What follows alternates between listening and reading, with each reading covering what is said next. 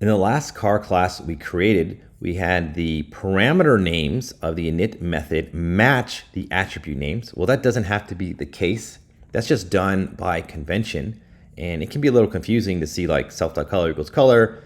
So here what I've done is just recreated the car class again, but this time just used a different set of parameter names, just the first letter or the first two letters.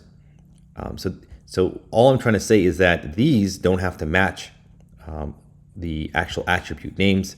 So here again, let me just define the car class, and then I can just initiate again. So I've created a new car instance over here, and now I'm just setting C equal to silver, but it'll still create the color attribute, right? Just C is just the value over here of this string silver.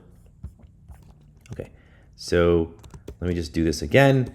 And now I just access them the exact same way. Notice I did do a couple of other things over here.